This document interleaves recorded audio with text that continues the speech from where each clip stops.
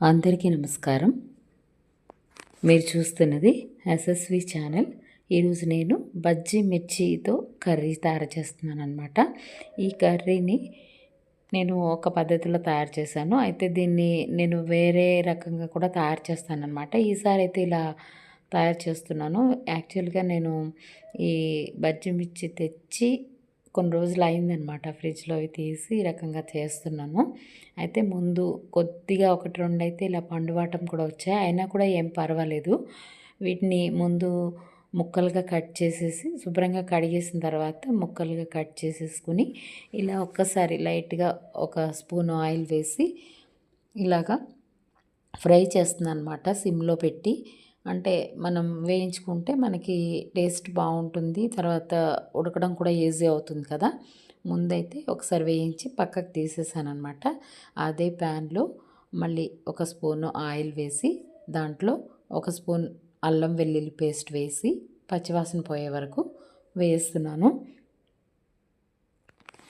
ఆ తర్వాత సన్నగా తరిగిన ఉల్లిపాయ ముక్కల్ని కూడా వేసి 2 నిమిషాల పాటు వేయించిన తర్వాత టొమాటో ముక్కలు కూడా వేసేసాను. ఇవి కూడా కొంచెం సేపు వేయించుకోవాలి.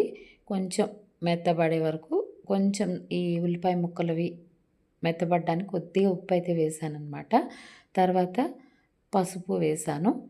ఇవన్నీ వేసి కలిపేసిన తర్వాత ఇవి కొంచెం సిమ్లో పెట్టుకుంటే మనకి మెత్తగా అవుతుంది. తర్వాత దీనిలో కొంచెం కారం వేసాను, ఎందుకంటే ఊరికే టేస్ట్ కోసం వేసాను అనమాట. ఆల్రెడీ మిర్చి అనేది స్పైసీగానే ఉంటుంది కదా. తర్వాత దీనిలో గరం మసాలా కూడా వేసాను. ఇవన్నీ కలిపి వేయించుకుంటూ ఉండాలి. అయితే ఒకవేళ మిర్చి పౌడర్ అంటే అవసరం లేకపోతే వేసుకోకపోయినా పర్వాలేదు. తర్వాత కొద్దిగా జీలకర్ర పొడి, తర్వాత ధనియాల పొడి కూడా వేస్తున్నాను అనమాట.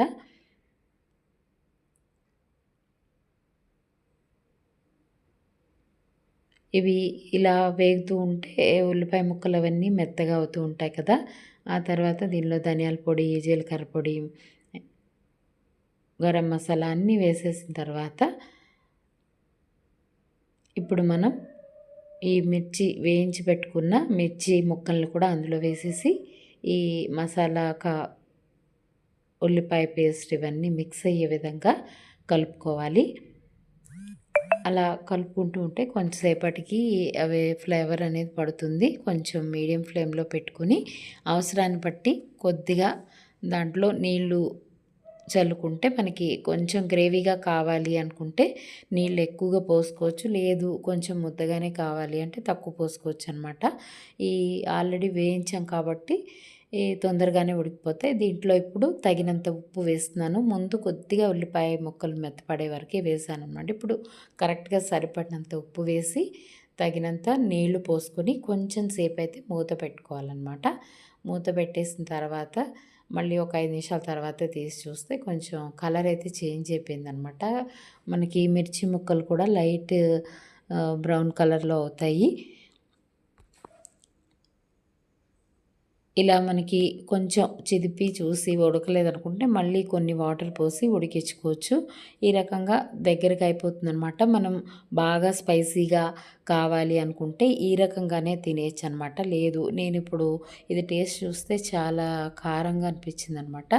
దానికోసమని కొంచెం ఆ స్పైసీనెస్ తగ్గడం కోసం పుట్నాల పొడిని, అంటే పుట్నాలు మిక్సీ జార్లో వేసి గ్రైండ్ చేశాను. ఇంకా అందులో ఏం కలపలేదనమాట. ఆ పొడిని కొద్దిగా వేసేసి బాగా కలిపేసి మళ్ళీ ఒక 5 నిమిషాల పాటు ఉడికించానమాట. అంటే పుట్నాల పొడి అనేది ఏదైనా తడి అవి ఉన్నా కూడా పీల్ చేసుకుంటుంది కాబట్టి కొంచెం దగ్గరకైతే అయిపోయిందనమాట. మనకి స్పైసీగా కావాలి అంటే ఈ పుట్నాల పొడి అవాయిడ్ చేసి అలాగే తినొచ్చు అనమాట. ఇది బాగా స్పైసీగా ఉన్నాయి కాబట్టి మిర్చి అనేది ఈ రకంగా వేశాను. దీన్ని బిర్యానీతో కానీ, రైస్తో కానీ, చపాతీతో కానీ